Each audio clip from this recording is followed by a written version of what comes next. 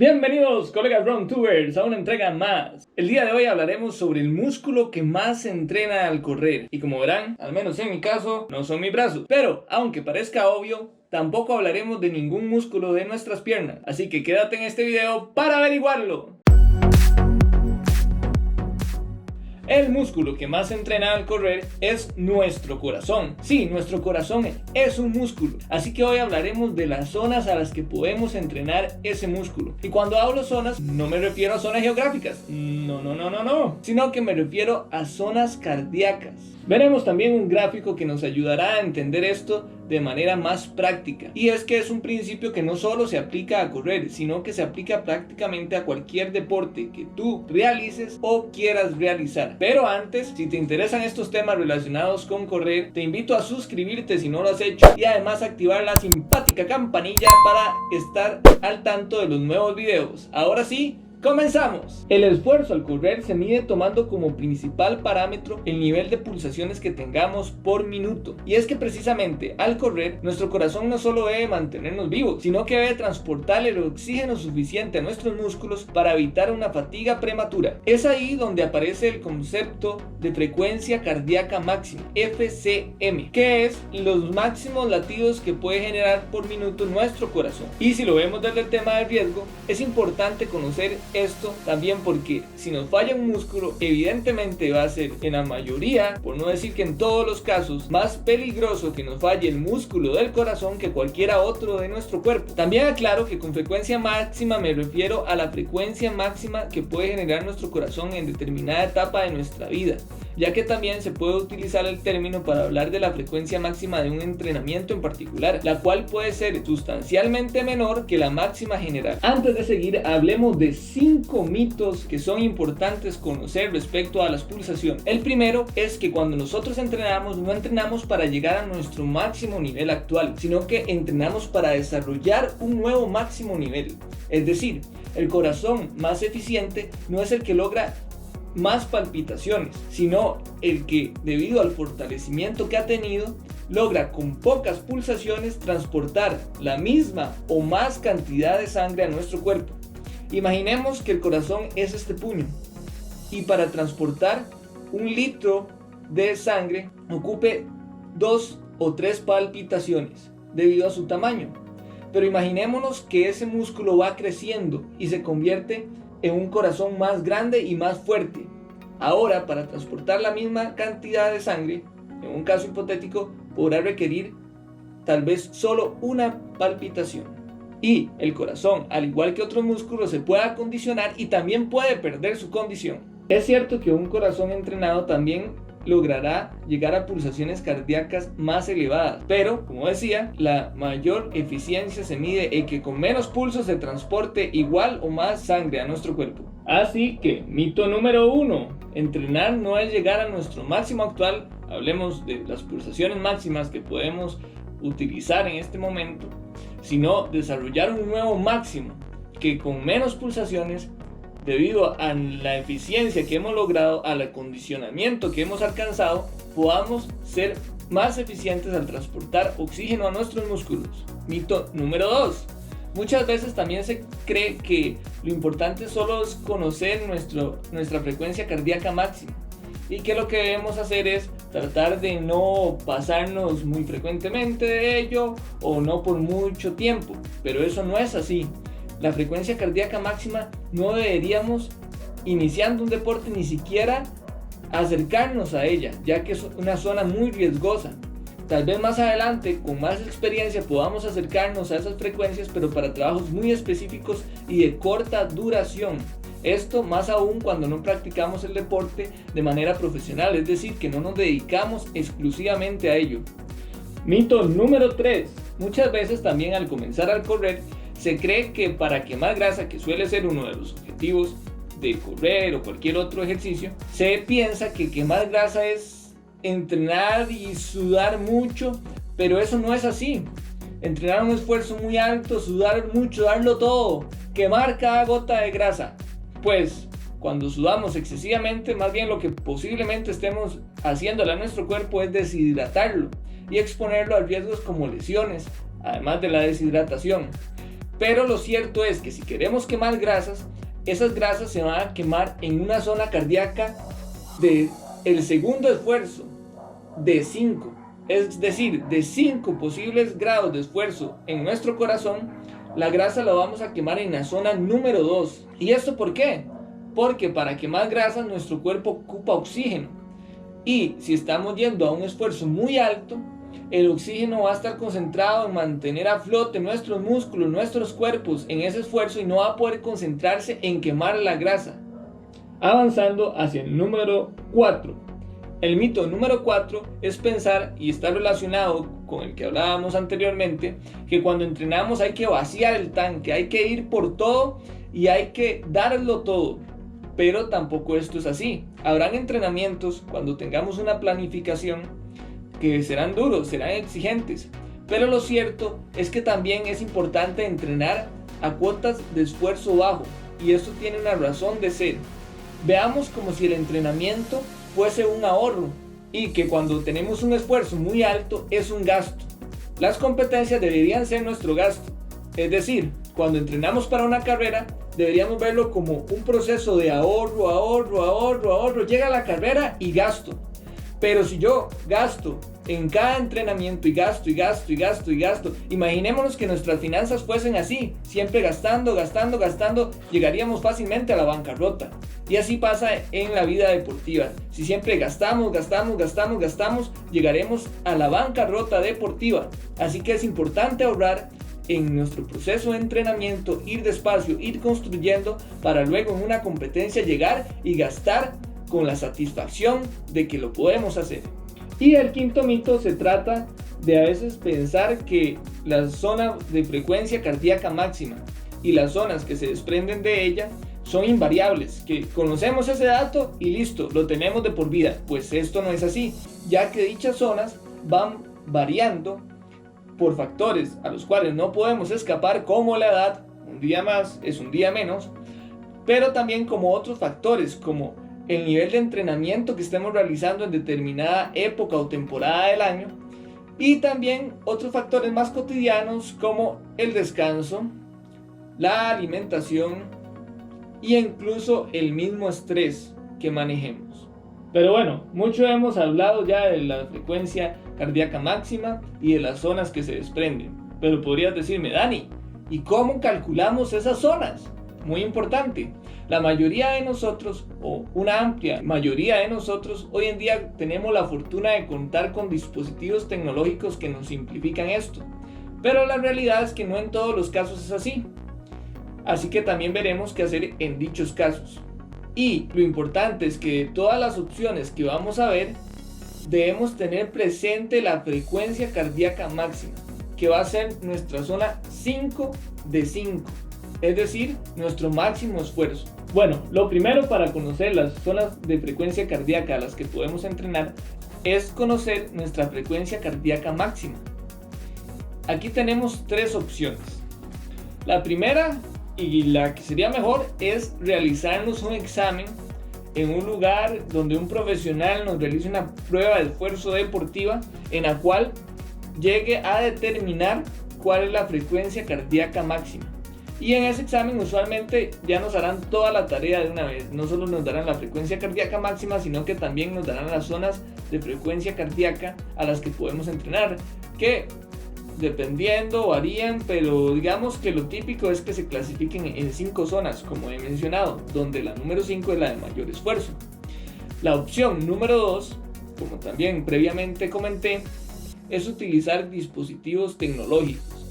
Y aquí hablemos no solo de los relojes deportivos, que como tal pueden ingresárseles datos que van a permitir calcular esas zonas cardíacas, y también se pueden ingresar no solamente directamente en el dispositivo, sino también en las aplicaciones a los cuales estos dispositivos suelen vincularse.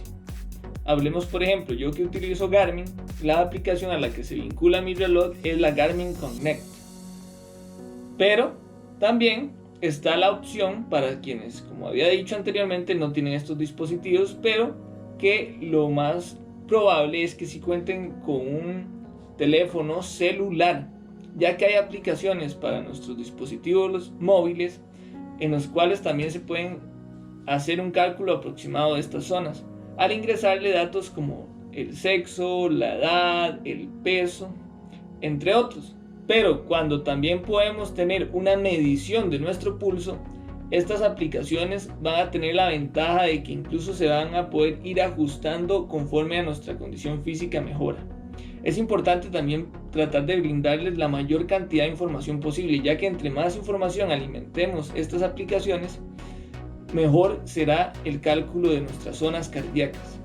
Así que también es importante incluir valores como el nivel de actividad, ya que podría haber una persona del mismo sexo, la misma edad, el mismo peso inclusive, pero que no tiene el mismo grado de actividad física. Y como dijimos, el grado de actividad física va a hacer que nuestro corazón vaya siendo más eficiente.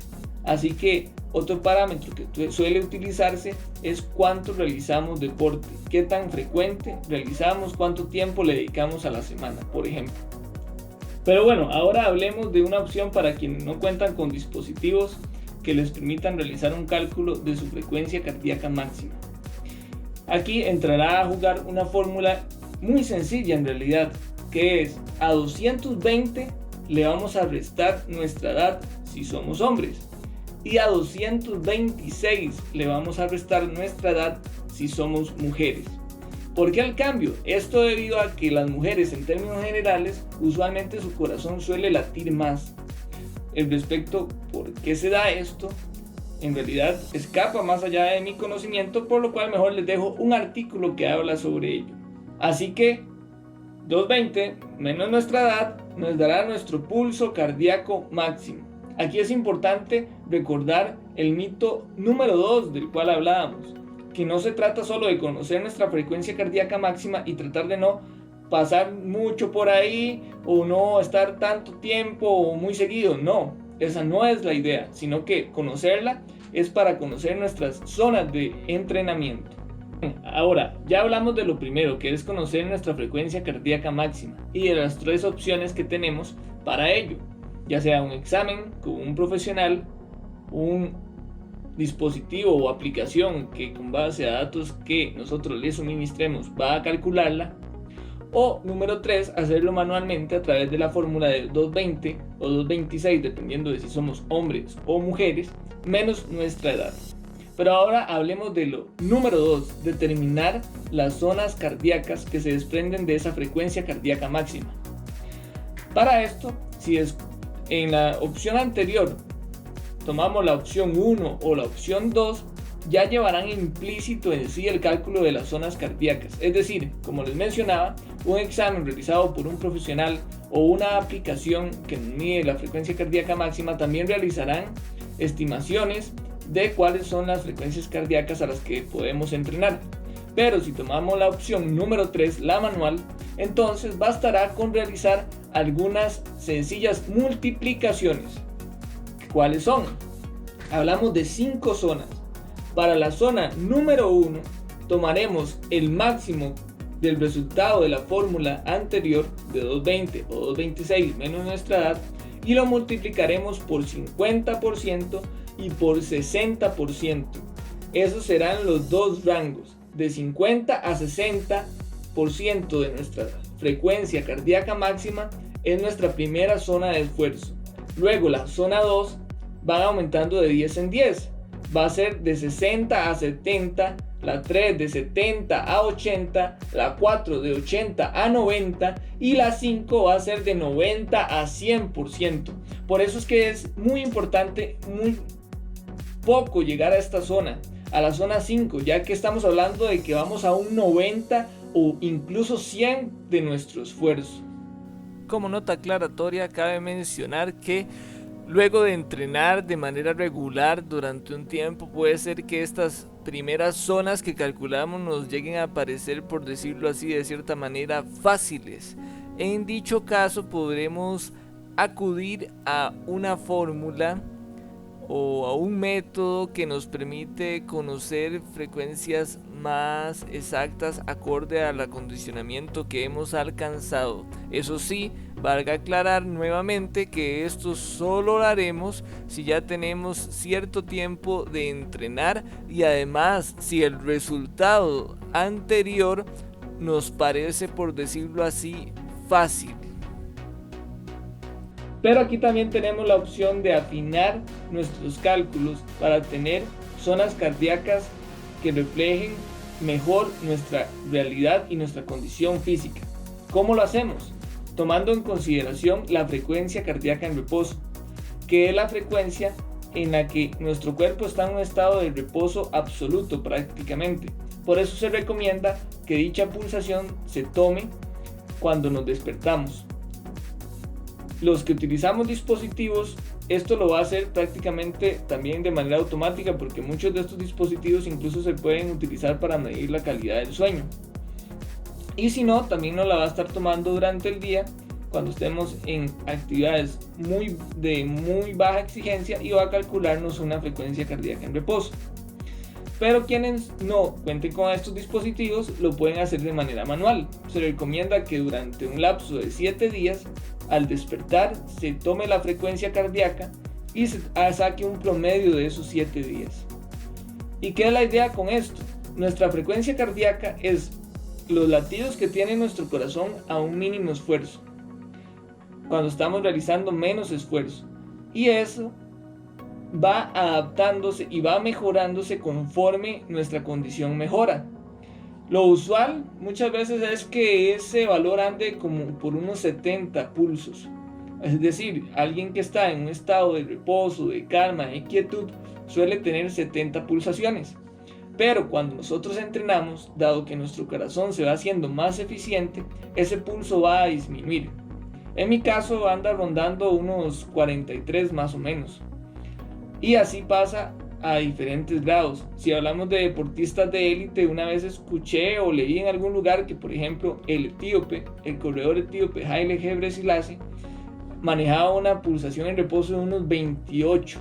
Es decir, su corazón palpitaba menos de una vez cada 2 segundos. Y al conocer este valor nos permitirá ajustar los resultados que tenemos anteriormente, de manera tal que ya no vamos a tomar solo la frecuencia cardíaca máxima y multiplicarla por un porcentaje de esfuerzo al que queremos entrenar, sino que la fórmula ahora sería la frecuencia cardíaca máxima, le vamos a restar nuestra frecuencia cardíaca en reposo y al resultado de eso le vamos a tomar el porcentaje de esfuerzo al que queremos entrenar para luego volver a sumar nuestra frecuencia cardíaca en reposo. Esa es la ventaja de un video. Si esto no te quedó claro, puedes volver a poner esta parte las veces que sean necesarias, y si no, también puedes escribirme y te lo explicaré con mucho gusto. Es así como nuevamente utilizamos esta fórmula para cada una de las zonas cardíacas. Y pues bueno, llegamos al tercer paso. El primero, conocer nuestra frecuencia cardíaca máxima. Lo segundo, estimar nuestras zonas de frecuencia cardíaca a las que podemos entrenar. Y lo tercero es, durante el ejercicio, tomarnos el pulso para ver que efectivamente estemos yendo a la zona deseada. Para esto, nuevamente, tendremos 3 opciones. Los dispositivos con los que contemos, por ejemplo, relojes deportivos como este, que suelen tener integrados un sensor de muñeca, en muchos casos, que se activa a través de luces LED. Ahí están los sensores, funcionan por luces LED y eso va midiendo nuestras pulsaciones. También el reloj tiene la opción de vincularse a una de estas fajas que miden a través de electrodos llevándose en el pecho. Esta es la opción que yo suelo utilizar más, ya que la de el pulso en la muñeca no suele ser tan exacta como esta. La opción número 2 es utilizar algún otro dispositivo, no un reloj deportivo. Y bueno, podría decir que otro dispositivo podría darme la frecuencia cardíaca. He visto algunos móviles que tienen un sensor. Este es un sensor de huellas normal, pero esos otros tienen un sensor que permite tomar el pulso. Así que si corres con tu móvil, podrías llevarlo en alguna bolsa, algún lugar que te permita al menos de manera cada cierto tiempo tomarte el pulso y ver a qué nivel de esfuerzo estás realizando tu actividad y tu entrenamiento. Y bueno, la manera número 3 es con la que yo comencé hace unos años atrás. Tal vez no es la más cómoda, no es la más, ¿qué te podría decir?, de mayor agrado, la más sencilla, pero al menos te permitirá tener una idea de qué nivel de esfuerzo estás teniendo. ¿Y en qué consiste? Consiste en utilizar tal vez un reloj más común que simplemente cuente con la opción de tener un cronómetro que puedas activar, comenzar y parar, que lleves mientras realizas el deporte y puedas tener ese cronómetro ahí a mano, o también podrías hacerlo con algún cronómetro que tengas en tu dispositivo celular que te permita llevar una cuenta precisa del tiempo. ¿Y por qué esto? Porque la opción entonces va a ser, con 2 de nuestros dedos vamos a utilizarlos aquí en nuestro cuello, buscando una vena donde podamos sentir el pulso. Esto ahorita que yo estoy quieto es un tanto más complicado porque estoy teniendo menos pulsaciones, pero cuando vamos realizando deporte va a ser más sencillo sentir el pulso. Tal vez lo que no sea tan sencillo es sentirlo mientras vamos corriendo o entrenando a cierta velocidad. Así que, ¿qué hacía yo? Si por ejemplo iba a salir a correr media hora, 40 minutos, lo que podía hacer es cada 10 minutos detenerme, bajar o estar realizando marcha en un mismo sitio, me medía el pulso y luego continuaba con el entrenamiento. ¿Y cómo lo medimos? Bueno, si quieres una cuenta un tanto más exacta, deberías durante un minuto tomarte el pulso y ver cuántas pulsaciones hay, pero eso sería un tanto, por no decir muy poco práctico. Así que una forma, como digo, son parámetros aproximados, es durante 6 segundos, tomarnos el pulso. ¿Por qué 6 segundos? Porque un minuto tiene 60 segundos, así que si lo hacemos durante 6 segundos y multiplicamos ese resultado por 10, nos dará un aproximado de a qué pulsaciones estamos. Así que nos tomamos el pulso durante 6 segundos.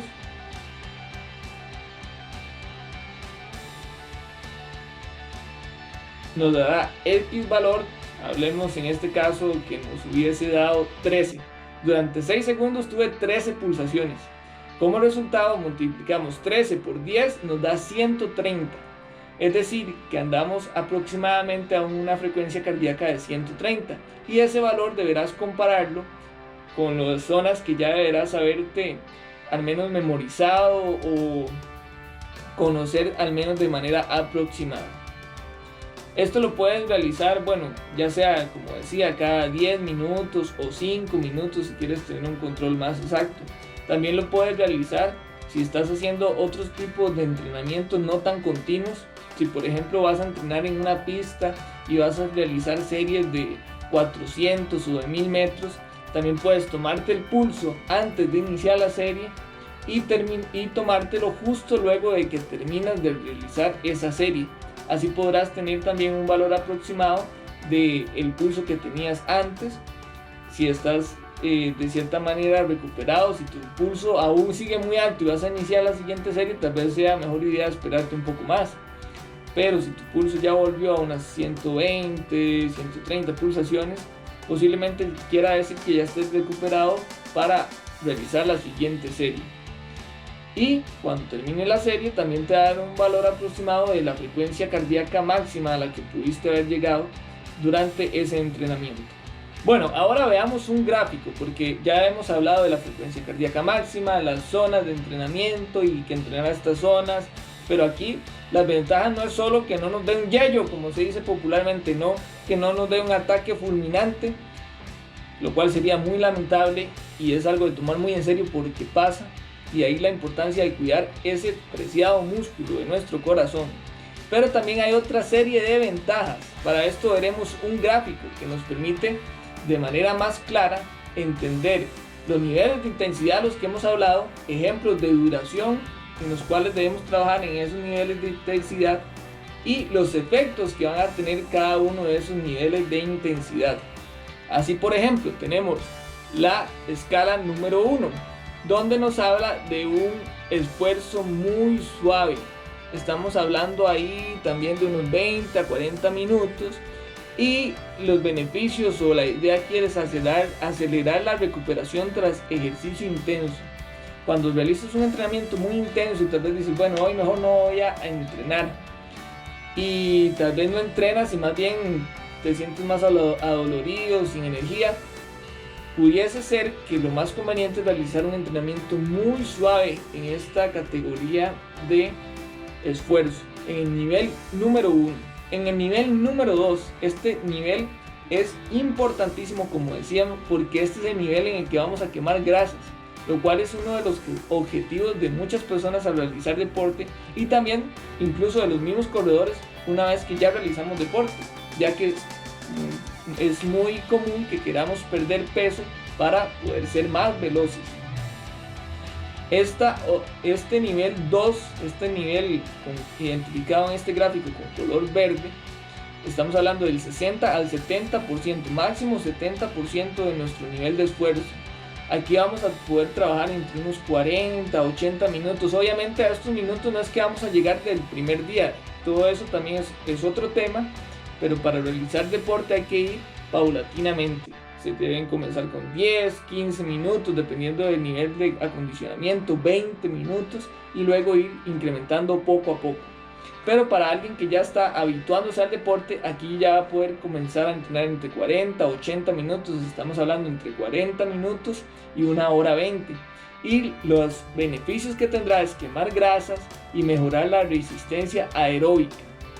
La categoría número 3, moderada, ahí ya vamos a movernos entre un 70 y 80% de nuestro máximo esfuerzo. Ahí vamos a entrar en duraciones de entre 10 a 40 minutos, y los beneficios va a ser mejorar la resistencia aeróbica y la forma física en general. Luego es el escalón número 4. Estamos ya hablando de actividades intensas entre el 80 y 90% de nuestro máximo. Ahí vamos a entrar a duraciones más cortas, de entre 2 a 10 minutos. ¿Y cuál es la mejoría o la idea de esto? Aquí vamos a obtener resistencia anaeróbica, o sea, resistencia no necesariamente alimentada por oxígeno, sino que va directamente el esfuerzo al músculo, e incrementar la fuerza y la resistencia. Y por último, la opción número 5, la cual reiteradas veces he dicho, hay que tener cuidado para llegar ahí. De hecho, en este gráfico posiblemente no se nota mucho, pero abajo el efecto que dice aumentar la velocidad y la potencia y la fuerza. Dice, si no eres un deportista de élite, ten cuidado al llegar a esta zona de entrenamiento. Y vean la duración tan corta que nos dice, de 0 a 2 minutos. ¿Por qué tan corto? En realidad no es tan corto si consideramos que estamos yendo a un 90 o 100% de nuestra capacidad, lo cual, como he dicho, es muy riesgoso si no hemos realizado deporte antes. Lo ideal cuando comenzamos a realizar deportes es movernos entre la opción 1 y 2, pero qué es lo irónico, que muchas personas a veces cuando están comenzando a realizar deporte van a las 5, de una vez a las 5. Imagínense lo riesgoso. Y lo ideal sería más bien movernos en opción 1 y 2. Cuando ya tengamos tiempo en opción 1 y 2, vamos a empezar a movernos un poco en la opción 3. Entonces, muy suave, moderado, muy suave, moderado. Y cuando ya tengamos también cierta experiencia en moderado, vamos a movernos a intenso. Y así hasta llegar a una zona máxima, cuando ya tengamos mucho más experiencia, mucho más acondicionamiento deportivo que reduzca los riesgos que esta zona conlleva. Colegas RunTuber, ya para ir terminando este video que se ha hecho algo extenso, pero espero que les sea de utilidad, terminemos hablando de algunas ventajas de entrenar por frecuencia cardíaca. Ya vimos ventajas de cada una de las zonas, pero ¿cuáles son las ventajas de utilizar este sistema de entrenamiento?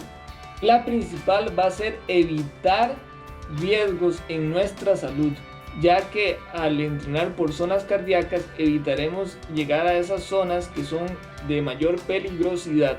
Aquí también es muy importante mencionar que antes de realizar deporte, lo aconsejable es ir y visitar al médico y que éste nos diga si estamos en las condiciones óptimas para realizar determinado deporte o no.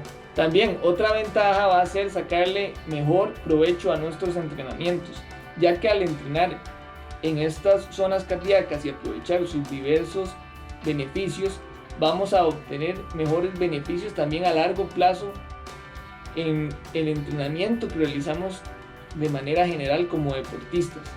Con esto vamos a mejorar nuestra condición cardiorrespiratoria, lograremos ir más rápido, más lejos y con menos esfuerzo.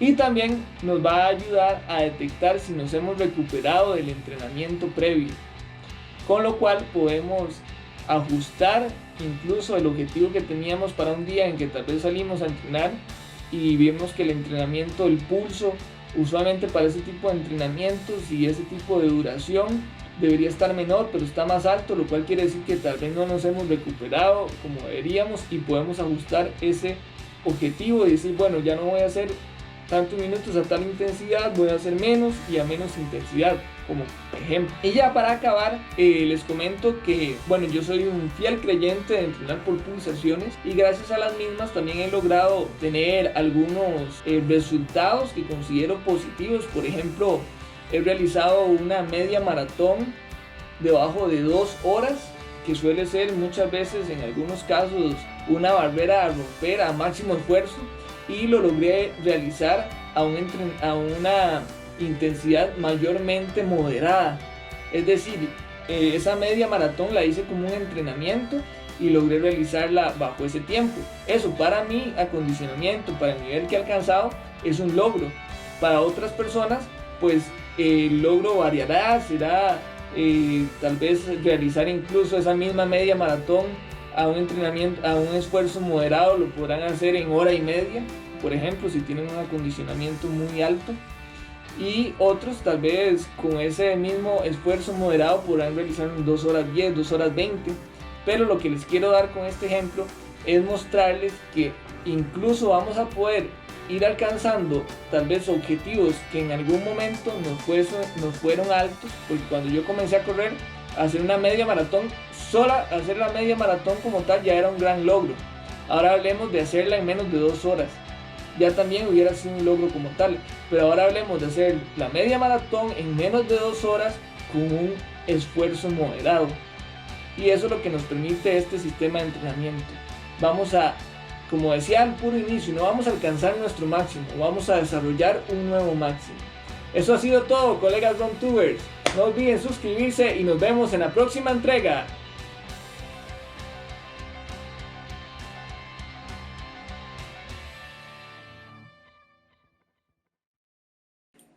Que tiene dos opciones. Tiene un sensor. Vamos a ver si aquí se ve.